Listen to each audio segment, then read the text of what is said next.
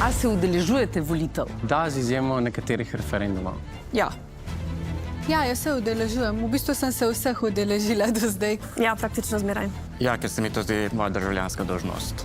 Kaj se vam zdi v Sloveniji dobrega? Meni se zdi, da imamo trenutno še kar veliko neke digitalne svobode, kar pa se lahko v vsakem trenutku spremeni. Porodniška pa starševski dopusti. Jaz bi pa rekla, da imamo res odličen šolski sistem. Zdi se mi, da še vedno javni sistemi nekako precej dobro delujejo in da je kvaliteta življenja tudi precej visoka. Brezplačno šolstvo.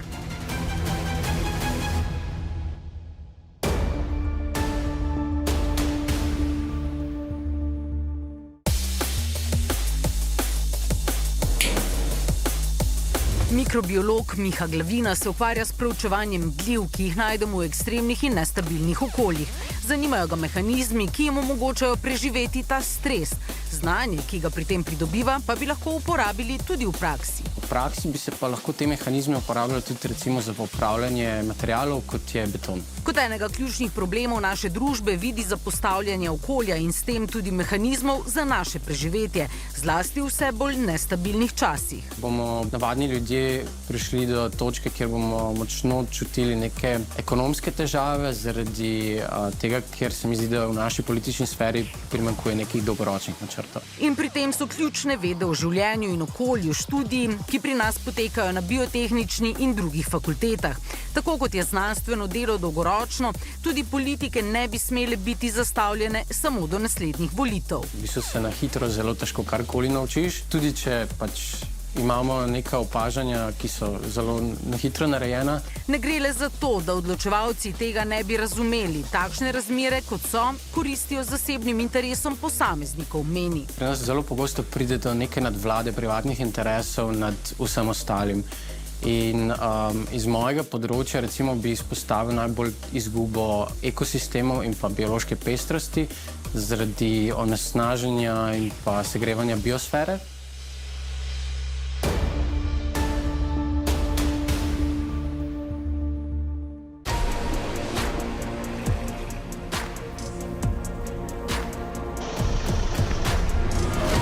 Mlada raziskovalka Katja Knez prav tako ugotavlja, da zlasti, ko gre za okolje, še vedno prevladujejo drugi interesi.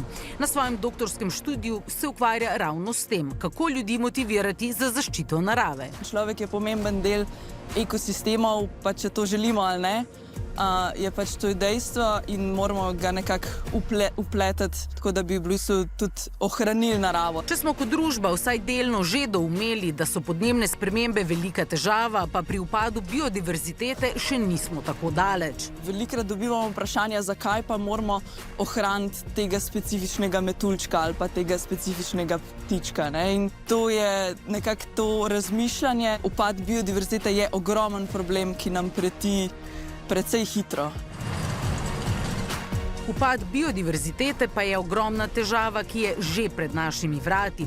V Sloveniji pa se zdi, da jo razumemo in ukrepamo le, ko gre za čebele. Ljudje radi uporabljajo zato, ker vidijo njihovo direktno korist. Če pa vzamemo primer dvoživk, pa mogoče ljudem, še malo neljuba bitja so, sluzasti so, strupeni. Ekosistem pa moramo gledati kot celoto. Nekdo, ki se s tem ukvarja kot odločevalec, pa bi to mogel poslušati strokovno znanost.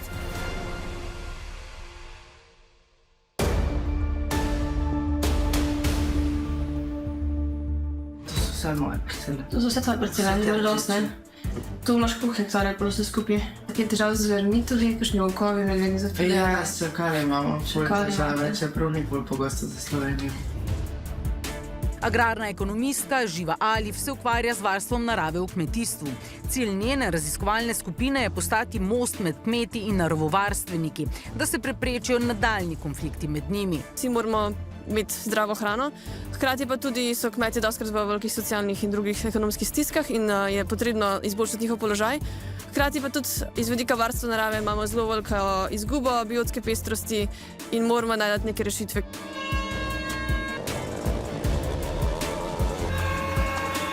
V zadnjem času kmetje znova protestirajo. Velikokrat se zdi, da v tej enačbi obstajajo le politika in kmetje. Včasih kot nasprotniki, včasih kot zavezniki. V resnici pa ni tako črno-belo. Je zelo velika razlika med nekim sodelovanjem, ki ga lahko postavimo na neki bolj lokalni ravni, ki je lahko uspešna, ko pa pride do nekih višjih nivojev odločanja, političnih in drugačnih, pa se v bistvu pogosto vzpostavijo neki konflikti in gre za manj za iskanje nekih res konkretnih rešitev in bolj za neke splošne, kdo je za, kdo je proti in tako naprej. Na kocki pa je naša samooskrba, kakovost naše hrane in življenjskega okolja. Kmetijstvo je taka tema, kjer je tu zelo veliko nekih lobijev in različnih interesov, tudi političnih, in da pogosto se potem tudi strokovnost lahko izgubi. Politika mora razumeti, da bo cena zanemarjanja okoljske problematike zelo visoka.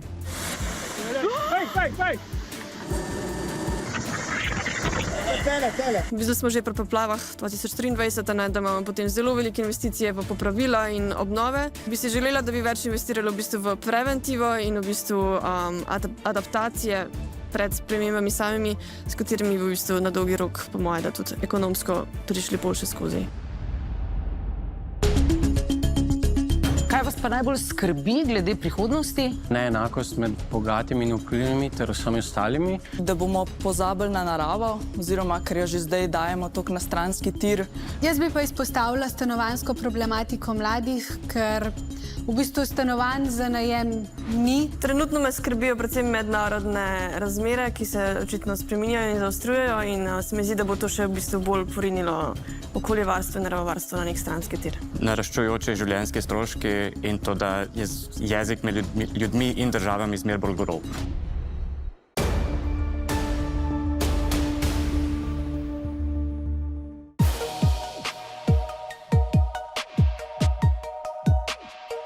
Ne le naraščujoči življenjski stroški, mikrobiologa Filipa Kračmana močno skrbi tudi praznjenje slovenskega podeželja zaradi pomankanja infrastrukture, javnega prometa in posledično pritisk na mesta ter stanovanjska problematika. Ljudem jemljajo to možnost živeti na podeželju in se pač mesta polnijo, kjer ni dovolj prostora. Veliki izzivi pa nas čakajo tudi na njegovem znanstvenem področju. Preučuje namreč evolucijo socialnih odnosov med patogenimi in probiotičnimi bakterijami. Po domače odpornost bakterij na antibiotike in delovanje probiotikov. Uporaba antibiotikov v medicini je nujna in prav zato jo je potrebno zmanjšati drugje, zlasti v živilih, pravi. Naprimer v perutnini, kjer se, če vidimo, da je en piščan zbolan, damo pač antibiotike celi jati, zato ker pač to je način, kako pač zaščitimo jato, da je ne rabimo pobiti, ampak je to količina antibiotikov, ki se uporablja, je prevelika in spodbuja razvoj teh rezistenc v okolju. Tako pri svojem delu kot na splošno se mu zdi, da odločevalci premalo poslušajo znanstveno stroko. Zaradi družbenih omrežij se namreč zdi, da je že kar vsak strokovnjak za vse. Ko nam doma poči cev za vodo ali pa moramo zamenjati neko električno napeljavo, vprašamo strokovnjaka za to področje, električarja in vodovodarja, in kot ta človek opravi storitev oziroma pač popravi to, noben ga ne zanima zdaj, a je to naredil dobro, so pač narejeno je, to je to, kar nas zanima. Takoj pa, ko znanstveniki, strokovnjaki na nekem področju, smo takoj pod vprašanjem zdaj, a vi to res znate, ali nam lažete.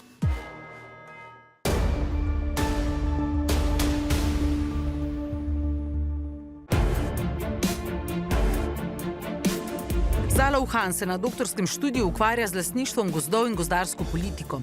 Glede na to, da je 60% Slovenije poraščene z gozdom, je to izjemno pomembno, a hkrati težavno, tudi za politiko, saj imamo skoraj 500 milijona lastnikov gozdov. Imajo različna zanimanja, različne cilje gospodarjenja in v bistvu vse to vpliva tudi na to, kako oni z gozdom gospodarijo, a kaj delajo ali ne delajo. Tudi na tem področju politika po njeno ne upošteva dovolj znanosti in strokovne javnosti. Sem sodelovala v večjih projektih, ki so se navezvali med drugim tudi na gozdarsko politiko in pa prav lastnike gozdov. Žal pa rezultatov teh projektov ne vidimo v praksi.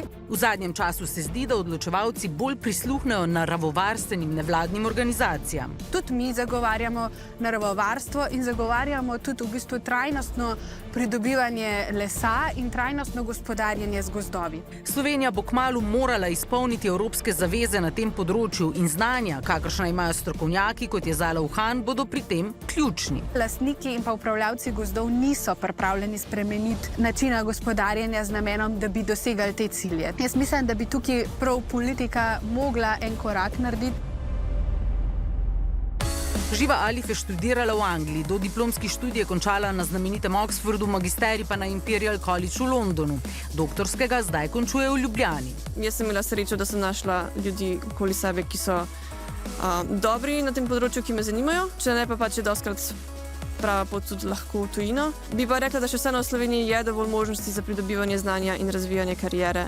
Morali pa bi več vlagati v samo znanost. Bi bilo potrebno več vlagati vanjo, tudi predvsem mogoče v prenovo študijskih programov. Naše sogovornike kolegi iz tujine cenijo, veliko sodelujejo. Pogoji za delo pa so v različnih državah različni. V primerjavi s tujino pri nas enostavno včasih primanjkuje te neke finančne podpore, od katere je na koncu dneva tudi vse odvisno. Ni pa pri nas vse slabo, tudi majhnost Slovenije je lahko prednost. In sicer zaradi tega, ker vedno poznaš nekoga, ki pozna nekoga, preko kogar potem spoznaš ljudi, s katerimi se lahko povežeš, z njimi sodeluješ. Prav vsi naši sogovorniki si želijo svoje znanje še krepiti v tujini, a svoje delo nadaljevati v Sloveniji. Ker mi tudi zelo ustreza to delovanje na, se pravi, ekologiji oziroma na ekosistemih, ob katerih sem odraščala. Ker se mi zdi, da imamo tukaj v bistvu dovolj priložnosti za v bistvu našo rast, za to, da se razvijamo kot raziskovalci in tudi čedalje bolj smo spoštovani. Ker se mi zdi, da toliko denarja, kot država vloži v izobraževanje, sploh visoko izobraževanje določenih kadrov, nekako moramo povrniti nazaj družbi. Hkrati pa menijo, da se mlade nasplošno premalo posluša. Aha, to so še ti mladi, še nič ne vejo, se sam radi pritožujejo itd., ampak pač ni res. So pa pri tem kritični tudi do svoje generacije. V bistvu je zelo malo posameznikov, ki bi bili politično aktivni ali se izpostavljali, kaj šele potem slišani. Se mogoče tisti, ki so bolj ekstremni v svojem mnenju, nekako vključujejo bolj v te javne razprave in mogoče zato prevlada njihovo mnenje. Nekateri pa se izpostavljajo, ravno ko gre za vprašanje okolja. Imamo mladi občutek nemoči in da se zaradi tega nekako čutimo, kot da ne glede na to, če se udeležujemo v političnem diskurzu, da ni zares nekega učinka, ki ga imamo. Kot primer navaja proteste za podnebno pravičnost. Mladi so se angažirali, so se izpostavili, dobili javno podporo, pa kljub temu politika ni ukrepala. Bi se mogli več poslušati mlade in poštevati naše mnenje, ker pač imamo nove ideje, ker smo bolj pripravljeni. Generacijsko gledano ali pa demografsko je pač delež volivcev, ki so pač starejši, veliko večji kot delež volivcev, ki so mlajši, torej so pogosto tiste teme njihove bolj v ospredju. Kljub temu, da smo še vseeno mi na koncu tisti, ki smo prihodnost države. Pred nami so veliki izzivi iz področja ved o življenju in politika bo morala prisluhniti tudi mladim strokovnjakom in strokovnjakinjam iz tega znanstvenega področja. Pa mislite, da se bo za vas kaj spremenilo po teh volitvah? Če bo ustanovljena neka močna koalicija, se lahko spremeni marsikaj. Ne. Jaz tudi nisem prepričana, da se bo kaj spremenilo, če se pa že bo, pa upam, da na boljše. Smo v bistvu odvisni od javnega financiranja, z tega vidika se lahko pride do sprememb. Vsake volitve prinesejo neke spremembe in se mi zdi, da vlada veliko več vpliva na naše življenje, kot damo mi vrednosti. Boste šli letos na te volitve? Da, definitivno. Definitivno. Ja. Seveda. Ja.